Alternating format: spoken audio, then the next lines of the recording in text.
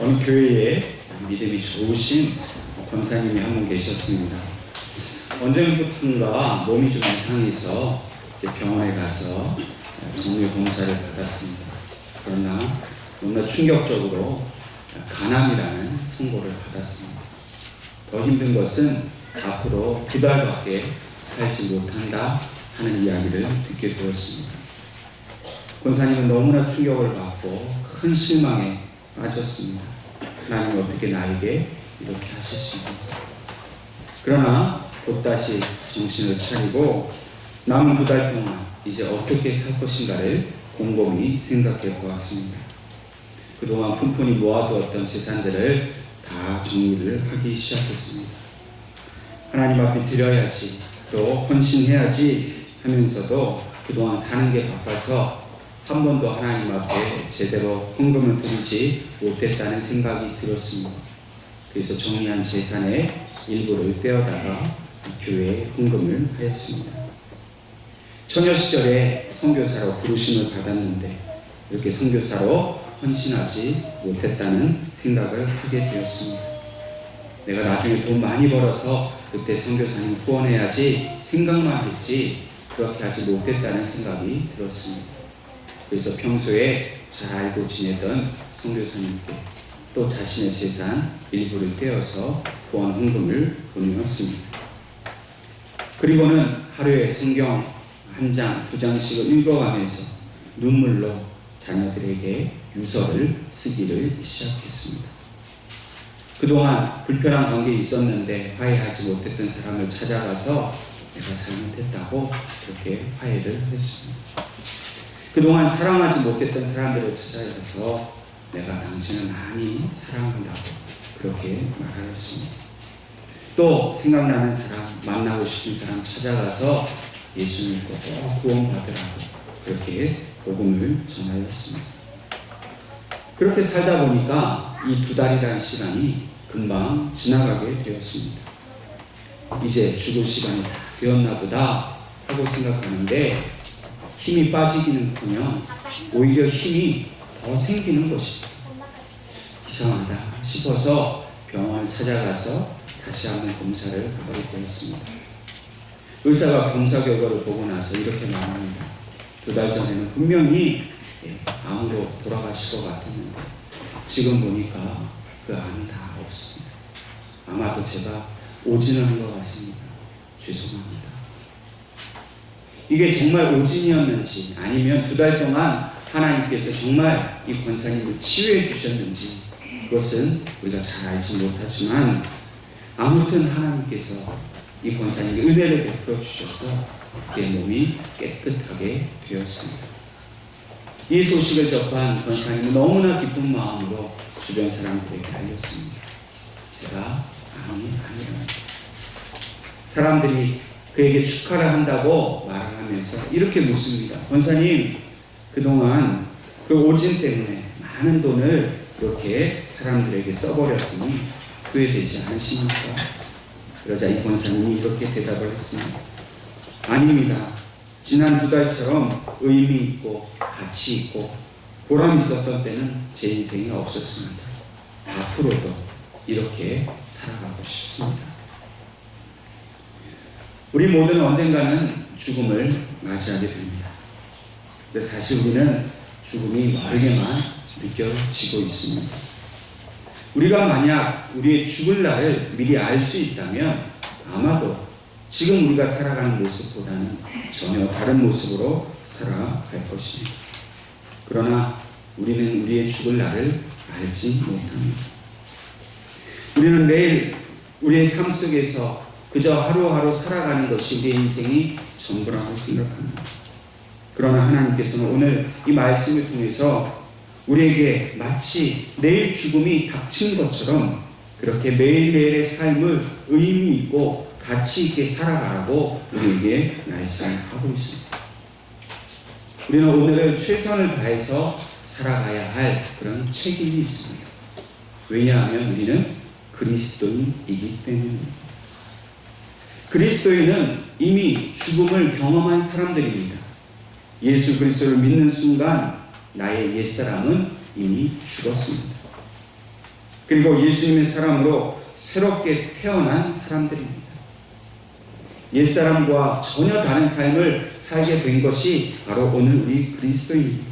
뿐만 아니라 이 땅을 떠나가신 예수님께서 다시 오셔서 세상을 심판하실 것을 믿고 그것을 간절히 기다리는 사람, 바로 우리가 그리스도인입니다. 세상 사람들은 세상의 종말을 두려워합니다. 자신에게 죽음이 닥쳐지는 것을 너무나도 두려워합니다. 그러나 오늘 하나님께서는 우리 그리스도인들에게 종말에 대해서 올바른 태도를, 바른 신앙적인 태도를 가질 것을 우리에게 말씀해 주고 있습니다. 성경은 종말에 대해서 두 가지 측면을 우리에게 이야기하십니다.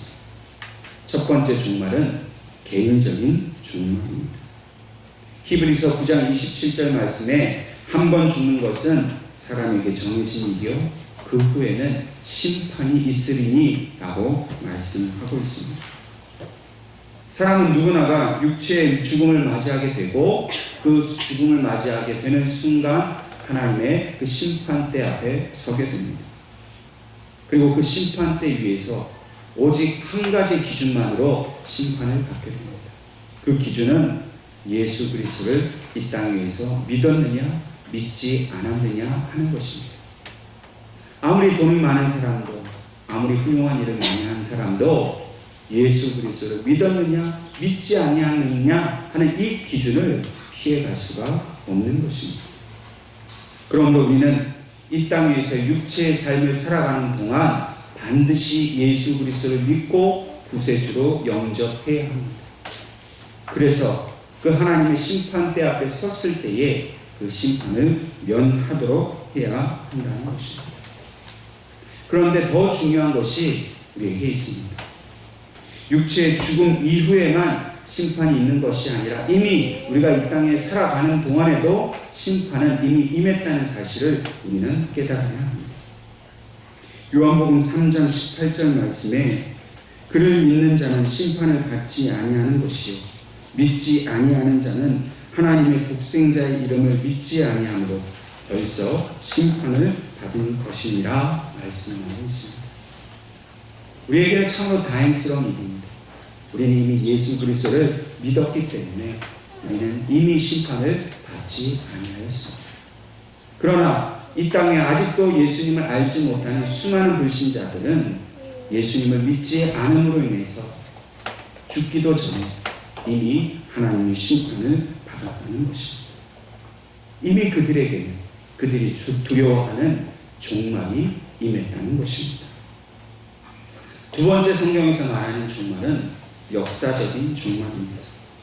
마태복음 24장 36절 말씀에 그러나 그날과 그때는 아무도 모르나니 하늘의 천사들도 아들도 모르고 오직 아버지만 아시느니라 말씀하고 있습니다.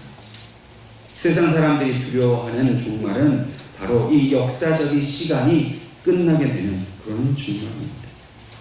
다시 말해서 예수님께서 하늘에 올라가신 그대로 구름을 타고 천사들과 함께 공중에 임하시게 되는 그 날이 가까이 다가오는데 그 날을 이 세상 사람들은 두려워한다는 것입니다. 그러나 오늘 우리는 어떻습니까? 주님이 다시 오셔서 우리를 공중으로 들여 올려주실 것을 기다리는 사람들이 아닙니까? 우리는 이 사실을 너무나도 잘 알고 있습니다. 그래서 우리는 이렇게 인사를 합니다. 샬롬, 주님은 다시 오십니다. 준비하며 삽시다. 이 인사를 우리는 매 주일마다 함께 나누고 있습니다. 왜 우리는 이 인사를 하나님 앞에 또 우리 성도들과 함께 나누고 있습니다? 우리 그리스도인은 다시 오셔서 세상을 심판하실 주님을 간절히 기다리는 사람이요. 특별히 우리 예언교회 성도들은 이 신앙 안에 굳세게 하나가 되어 있기 때문입니다. 옛날 로마 시대 그 압제에서 박해받던 그리스도인들은 이렇게 인사를 했습니다. 마라나타, 아멘, 주 예수여 어서 오시옵소서. 그들의 그 박해받는 상황, 그들의 인생의 고달픔 속에서 그들에게 유일한 소망은 예수님이 다시 오셔서 자신들을 억압하고 박해하는 그 로마 정부를 물리쳐 주시기를 원하는 간절한 소망의 기도가 바로 그들의 기도였던 것입니다. 오늘 우리도 이러한 기도를 드려야 합니다. 주님은 다시 오십니다. 주님 이곳에 다시 오셔서 속히 오셔서 우리가 이 땅에서 당하는 그 모든 세상이 주는 시험과 시련을 속히 끝내주시고 우리의 영혼이 평안한 천국에 들어갈 수 있게 해달라고 우리가 그렇게 기도해야 한다는 겁니다. 저와 여러분의 기도가 이렇게 간절히 주님의 오심을 기다리는 기도가 되기를 주님의 이름으로 축원합니다. 그렇다면 이렇게 주님께서 다시 오실 것을 간절히 기다리는 우리가 어떻게 그날을 준비하며 살 것인가를 생각해 보아야 합니다. 세상 사람들은 요즘 이 세상에 대해서 이렇게 생각합니다. 어차피 죽으면 끝나는 인생인데 나를 위해서 잘 먹고 잘 살고 즐기자 그렇게 말합니다. 그래서 요즘 사람들은 오늘만 사는 인생 이런 말을 자기 인생의 목표로 삼습니다. 내일은 없다는 겁니다. 그저 오늘 하루하루 잘 먹고 잘 살고 먹고 마시고 즐기는 그 육체의 쾌락만을 위해서 그들이 집중하며 살아가고 있다는 것입니다. 그래서 자녀들에게 유산도 물려주지 않습니다. 누구를 도와주거나 섬기는 일 하지 않습니다. 미래에 대해 계획하지 않습니다. 오늘 하루 벌어 오늘 하루 잘 먹고 그저 내일 죽으면 그만이라 생각합니다. 그래서 죽으면 모든 것이 무로 돌아가고 그저 공기처럼 사라져서 그냥 편안해질 거라고 생각을 합니다. 그러나 그렇습니까? 성경이 뭐라고 말씀하십니까? 사람이 한 번 죽는 것은 정해졌지만 그 후에는 반드시 심판이 있다고 했습니다. 그 심판날을 위해서 하루하루를 헛되게 사는 것이 아니라 하루하루를 그리스도와 함께 참으로 보람되고 의미 있는 삶을 살아야 하는 것이 하나님께서 우리에게 정해주신 일 아니겠습니까? 그러므로 우리 믿는 자들은 하나님 앞에 바른 종말의 태도를 가져야 합니다. 그것은 바로 오늘을 마지막같이 살아라 하는 것입니다. 물론 이 말씀을 오해하지 않기를 바랍니다. 오늘이 마지막이에요. 끝이라 이렇게 잘못 생각하면 마치 시한부 종말론자들과 같이 그렇게 살게 됩니다. 이들은 어떻게 삽니까? 이제 곧 주님 오시는데 재산이 뭐가 필요하고 가정이 뭐가 필요하냐. 그래서 재산을 다 팔아서 교회다 바치고 가족도 버리고 그저 산으로 들어가 주님 오실 날만을 기다리고 있습니다. 여러분 우리에게 그렇게 살라고 주님이 말씀하시는 게 아닙니다. 내일 주님이 오신다라는 그 절박한 그 종말론을 이해하면서 오늘 내일 주님이 오시더라도 오늘 해야 할 우리가 그리스도인으로서 살아가는 그 책임을 다 하라고 하나님은 말씀하고 있습니다. 오늘을 마지막같이 그렇게 최선을 다해서 열심히 살아라 하는 것이 하나님의 말씀인데 그렇다면 오늘 우리는 무슨 일을 어떻게 열심히 하며 살아야겠습니까? 오늘 본문 말씀에 사도 베드로는 분명히 만물의 마지막이 가까웠으니 라고 말합니다. 베드로도 그가 하나님께서 곧 예수 그리스도를 보내셔서 이 땅을 심판하실 것을 잘 알고 있었습니다. 내일에 소망 없이 살아가는 그런 인생이 아니라 오늘 최선을 다하여 하나님의 뜻에 합당한 삶을 살도록 베드로 사도가 오늘 우리에게 이 말씀을 통해서 권면하고 있습니다. 그래서 7절 말씀에 만물의 마지막이 가까웠으니 그러므로 너희는 정신을 차리고 근신하여 기도하라고 우리에게 권면하고 있습니다. 여기서 정신을 차리다 하는 말은 정신을 맑게 하다, 자존심을 갖다, 냉정하다 라는 의미입니다. 우리는 정신을 차려야 합니다. 자존심을 잃고 내 육신의 욕망이 원하는 대로 그냥 먹고 싶은 대로 먹고 하고 싶은 대로 하고 그렇게 육신의 쾌락에만 집중하면 정신을 잃는 것입니다. 그렇게 육신의 욕망을 따라 살아가는 그 모든 삶에 우리가 정신을 차리고 되돌이켜서 하나님을 바라보아야 합니다. 우리의 삶을 이끌어 가시는 예수 그리스도를 온전히 바라보아야 합니다. 그럼 우리가 무엇에 정신 팔려 있습니까? 우리 정신을 똑바로 차려야 합니다. 우리가 정말 믿음의 길을 온전히 가고 있는지, 주님께서 정말 이 땅에 다시 오실 것을 준비하고 살아가고 있는 사람인지, 그것을 자세히 자신을 되돌아보아야 한다는 것입니다. 또한 근신하다라는 말의 본래의 뜻은 술에서 깬다는 겁니다.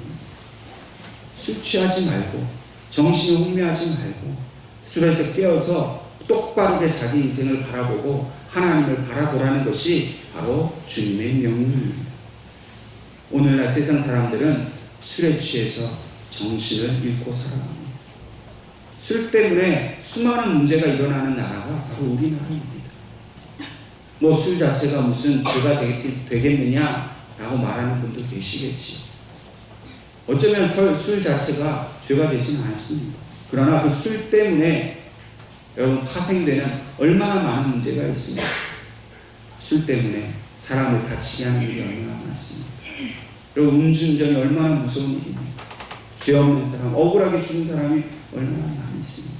그런데도 사람들은 술 먹고 한 일이니 용서해 주자고 합니다. 그럼 그것이 과연 옳은 일이겠습니까? 물론 뭐 사교를 위해서 몸에 좋으니까 약주 한 잔 드실 수는 있겠지. 그러나 술 때문에 정신을 잃지 않는다. 여러분 술 먹다가 여러분 자기 본능에 의지하지 않습니까? 여러분 술 먹으면서 어떻게 하나님을 찬양할 수 있겠어요? 술 취해가지고 어떻게 하나님의 말씀을 따를 수 있겠습니까? 여러분 술 취할 정신을 버리라는 겁니다. 절제하라는 겁니다. 근신하여 깨어서 오직 마음을 하나님께 두고 하나님이 원하시는 일에 집중하며 살아가는 것이 바로 우리에게 주신 가르침입니다. 여러분 오늘 우리는 무엇에 정신 팔려서 살아가고 있습니까? 우리가 하나님 외에 다른 것에 정신 팔려 있고 마치 술에 취한 것처럼 흔들흔들 살아간다면 우리는 온전한 그리스도의 삶을 살아갈 수 없습니다.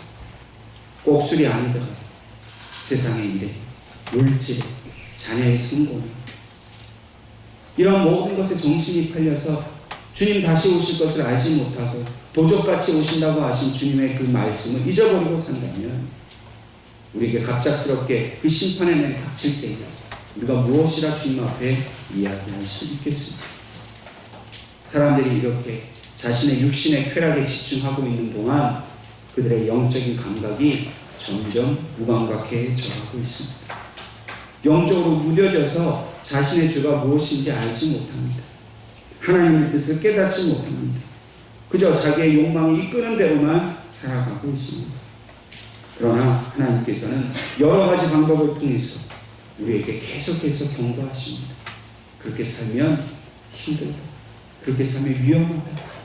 여러분 계속해서 경고의 사인을 보내주실 때 그 경고의 사인을 들을 수 있는 방법은 무엇입니까? 정신을 오직 하나님께만 집중하는 것. 딴 데 정신 팔고 있으면 분명히 사고 납니다. 그러나 우리가 가야 할 그 인생길에 집중하여 살아가면 하나님께서 우리의 삶의 길을 인도하시고 보호해 주실 줄로 믿습니다. 만약 당장 내일 죽을 것을 안다고 하면 여러분 여전히 술에 취해서 정신을 잃고 살아갈 수 있겠습니까? 하던 일도 다 멈추고 오직 하나님께서 우리에게 원하시는 그 일을 행함으로써 하나님이 기뻐하시는 삶을 살아갈 수 있기를 주님의 이름으로 축원합니다. 그러므로 우리는 날마다 정신을 차려 영적으로 깨어 있어야 합니다. 말씀 가운데 서 있어야 합니다. 기도함으로 하나님과 교통해야 합니다. 오늘이 마치 마지막 날인 것처럼 간절한 심령으로 하나님의 뜻에 합당한 삶을 살아야 할 것입니다. 사도 베드로는 이 말씀을 통해서 마지막으로 우리에게 그러므로 기도하라 권면하고 있습니다. 여러분 왜 우리가 기도해야 합니까? 주님께서 곧 오실 날이 머지 않았습니다. 아직도 구원받지 못한 우리 자녀들, 우리 식구들, 형제들, 또 우리 친구들, 그들의 영혼의 구원을 위해서 우리는 간절히 기도해야 합니다. 우리의 믿음이 온전한 믿음, 그래서 하나님 앞에 섰을 때 부끄러움 없는 믿음이 되기를 위해서 기도해야 합니다. 가정과 나라와 민족과 세계 복음화를 위해서 기도해야 합니다. 하나님의 나라가 속히 임하여서 이 땅의 모든 악한 것들을 다스려 달라고, 그들을 멸하여 달라고 우리가 간구하는 기도를 쉴 수가 없는 것입니다. 악에 물들지 않고 오직 하나님의 말씀대로 살아갈 수 있는 믿음을 달라고, 여러분, 그렇게 기도하지 않으면 어떻게 우리의 자녀들의 가는 모든 길을 하나님 인도해 주시겠습니까? 우리의 기도를 통해서 하나님 우리의 자녀의 가는 길을 인도해 주시는 믿으시기 바랍니다. 우리의 기도를 통해서 우리 가정에 가는 모든 길을 하나님께서 평안의 길로, 믿음의 길로 인도해 주신 줄 믿으시기 바랍니다. 그러므로 우리 예언교회 성도는 기도하기를 쉬지 않는 성도가 된 줄로 믿습니다. 여러분, 기도의 자리에 나오시기 바랍니다. 여러분, 교회는 기도하는 곳입니다. 만민의 기도하는 집이라고 우리 주님이 말씀하지 않으셨습니다. 새벽마다, 수요일마다, 금요일마다 쉬지 않고 그 기도의 자리를 가득 채워서 이 마지막 때 하나님께서 주신 명령을 온전히 순종하시는 여러분 되시기를 주님의 이름으로 축원합니다. 두 번째로는 뜨겁게 서로 사랑하라고 말씀하고 있습니다. 8절 말씀에 무엇보다도 뜨겁게 서로 사랑할지니 사랑은 허다한 죄를 덮느니라 말씀합니다. 그럼 무엇보다도 라는 말은 사랑을 제일 먼저 하라는 시간적인 개념이라기보다는 사랑하는 일을 가장 중요하게 여기라는 그런 우선순위의 말씀입니다. 여러분, 그리스도인에게 가장 중요한 것은 무엇입니까? 사랑하는 일입니다. 우리가 주일날 예배를 드리는 일, 봉사하는 일, 전도하는 일, 또 선교하는 일, 우리 그리스도인들이 해야 할 중요한 일들이 너무나 많이 있습니다. 그러나 아무리 그 모든 일을 잘 감당한다 할지라도 사랑하지 않으면 그 일들은 아무런 의미가 없다는 것입니다. 여러분, 우리가 봉사하는 것도 중요하고 여러 가지 것들이 너무나 중요한 일이 많습니다. 그러나 그 모든 것보다 우리의 원수를 사랑하고 형제를 사랑하되 오늘 말씀처럼 뜨겁게 서로 사랑할 수 있기를 바랍니다.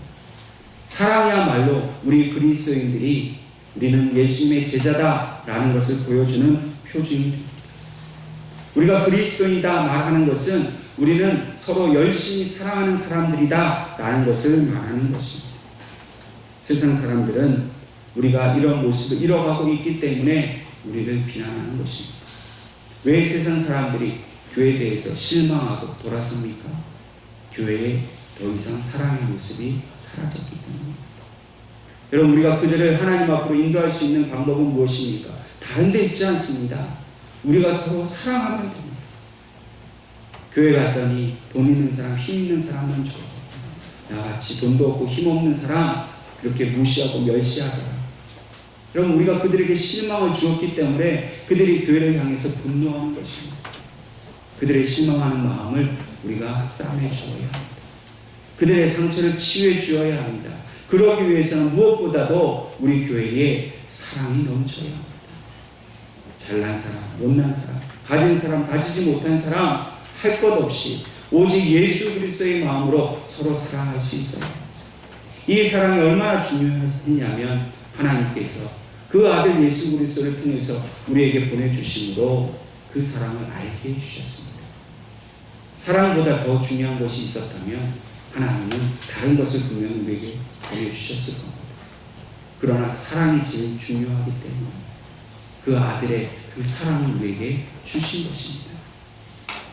그렇기 때문에 저와 여러분은 오직 우리가 서로 뜨겁게 사랑하고 용납하고 용서해 주는 일을 가장 중요한 일로 여길 수 있기를 바랍니다. 저와 여러분이 이 사랑에 최선을 다하지 않는다. 마지막 날 하나님께서 우리를 심판대에 세우셨을 때 우리는 분명히 책망받게 될 것입니다. 너희가 무엇을 했느냐? 예수 그리스도의 사랑으로 우리가 서로 사랑했습니다. 이 말을 당당하게 하나님 앞에 할 수 있기를 주님의 이름으로 축원합니다. 이제 머지않아 예수 그리스도를 믿는다는 것 때문에 세상으로부터 핍박을 받는 시대가 다가옵니다. 마태복음 24장 9절 말씀에 그때 사람들이 너희를 환난에 넘겨주겠으며 너희를 죽이니 너희가 내 이름 때문에 모든 민족에게 미움을 받으리라. 주님이 하신 말씀입니다. 예수 믿는 것 때문에 세상 사람들에게 핍박받고 고난받는 시대가 이제 점차 다가오고 있다고 말씀하십니다. 그때가 다가오기 전에 우리는 더욱더 사랑해야 합니다. 왜냐하면 우리가 사랑하는 모습을 세상 사람들이 보고서 감동하여서 예수님을 함께 믿어야 하기 때문입니다. 오늘 우리 주변에 있는 한 사람의 불신자가 미래에 우리를 향해 돌을 던지는 핍박자가 될 수도 있습니다. 여러분, 다가올 그런 핍박과 환난을 이기는 길은 무엇입니까? 우리를 향해 돌을 던질 수 있는 그 사람을 우리가 사랑으로 감싸 안아서 그 사람이 우리를 향한 핍박자가 아니라 우리의 형제가 되도록 삼는 것. 그래서 우리는 열심으로 사랑하고 열심으로 사랑이신 주님을 증거하였습니다.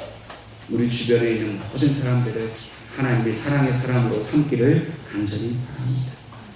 이렇게 서로 사랑할 때에 사랑은 허다한 죄를 덮는다 말합니다. 여러분, 우리가 서로 열심히 사랑하십시오. 지난날의 허물을 용서해 주십시오. 사랑이야말로 허다한 죄를 덮을 수 있습니다. 사랑 외에는 사람을 살릴 수 있는 길이 없습니다. 용서하지 못하면 결코 사람을 살릴 수 없습니다. 여러분, 오늘이 마지막이라고 한다면 오늘 용서해 주지 못할 사람이 어디 있겠습니까? 사랑하지 못할 사람이 어디 있겠습니까? 이 놀라운 사랑의 사람이 될 수 있기를 간절히 바랍니다. 마지막 세 번째로 선한 청지기같이 서로 봉사하고 말씀하고 있습니다. 10절 말씀을 보니까 각각 은사를 받은 대로 하나님의 여러 가지 은혜를 맡은 선한 청지기같이 서로 봉사하라 말씀하셨습니다. 청지기는 주인의 집에 그 모든 것을 관리하는 종을 의미합니다. 청지기는 자기 마음대로 해서는 안 됩니다. 자기에게 명령하시고 또 위임해 주신 그 주인의 뜻을 따라서 주인의 뜻에 합당하게 그 모든 일을 행합니다. 그래서 결코 주인을 속이거나 거짓말을 해서는 안 됩니다. 정직입니다. 하나님께서는 오늘 우리에게 교회와 가정과 이 나라를 위한 청지기로 삼아주셨습니다. 그리고 이 청지기 사명을 감당할 수 있도록 우리에게 은사를 주셨습니다. 여러분, 은사는 무엇입니까? 하나님께서 주신 각 사람이 주신 재능을 의미합니다. 어떤 분은 잘 섬기는 은사를 받은 분이 계십니다. 어떤 분은 잘 가르치는 은사를 받은 분도 있습니다. 어떤 분은 잘 베풀고 또 교회를 위해서 이 모양 저 모양으로 각자 하나님이 섬길 수 있는 은혜를 주셨습니다. 그런데 그 은혜를, 그 은사를 받기만 하고 그것을 쓰지 않으면 하나님께서 마치 그 달란트를 맡겨놓고 그 달란트를 남기지 않은 그런 무익한 종과 같이 우리를 책망하실지 모른다는 것. 우리는 교회를 위해서 각자가 받은 일을 위해 그것을 통해서 열심히 봉사해요. 주님의 몸된 교회를 위해서 그 몸을 세워가는 일에 우리 각자의 것으로 헌신해야 합니다. 또한 세상을 위해서도 우리가 기도하고 우리가 손과 발로 숨기고 우리 주변에 아직도 주님을 알지 못하는 이 지역사회를 위해서 우리가 예수님처럼 겸손하게 그들을 섬기는 일을 감당해야 한다는 것입니다. 물론 이 봉사하는 일에는 분명한 원칙이 있습니다. 그것은 바로 하나님이 말씀하시는 것처럼 하고 하나님이 봉사하시는 것처럼 우리가 해야 한다는 것입니다. 이 봉사를 하면서 내가 하는 일이라고 나의 자랑과 유익을 위해서 이 일을 감당하지 않아야 한다는 것입니다. 교회 안에서도 봉사할 때 내가 이렇게 일하는데 왜 알아주지 않느냐고 이렇게 문제가 생기는 경우를 종종 볼 수 있습니다. 그건 잘못된 태도입니다. 여러분, 봉사는 내가 하는 것이 아니라 하나님이 공급해 주신 힘으로 하는 일입니다. 나는 그 일을 할 수 없는 사람입니다. 나는 교회를 위해 쓰임받을 수 없는 사람입니다. 그런데도 하나님이 나에게 은혜를 주시어서 그 은혜에 우리가 보답하기 위해서 봉사할 수 있도록 우리에게 힘을 주셨다는 사실입니다. 그런 것 인색함 없이 우리의 가진 모든 것, 시간과 물질과 힘을 다해서 교회를 위해서 봉사하시고 세상을 위해서 열심히 섬기시기를 간절히 바랍니다. 우리가 섬기는 예은교회는 천국과 같은 곳입니다. 세상 사람들은 하나님의 나라가 어디 있느냐, 천국이 어디 있느냐, 그것을 보기를 원합니다. 우리 예은교회 성도들이 세상에 나아가서 그 세상 사람들에게 천국을 보고 싶다면 우리 예은교회를 찾아오라고 말할 수 있어야 합니다. 우리 예은교회는 모든 사람들이 세상에 정신 팔리지 않고 하나님께만 집중하여 기도하는 교회라고 우리가 담대히 이야기할 수 있어야 합니다. 우리 예은교회는 뜨거운 사랑이 넘치는 교회라고 어떤 사람이 와도 다 용납하고 다 다 사랑으로 하나가 되는 교회라고 말할 수 있어야 합니다. 우리 예우교회는 각기 받은 은혜가 너무 커서 그 은혜 때문에 서로 겸손하게 봉사하고 섬기는 교회라고 우리가 말할 수 있어야 한다는 것입니다. 하나님은 이 사명을 우리에게 맡겨주셨습니다. 오늘은 마지막이죠. 내일 주님이 오신다라는 그 확신한 믿음을 가지고 오늘은 주님 앞에 충성되이 살아가신 여러분 되시기를 주님의 이름으로 축원합니다.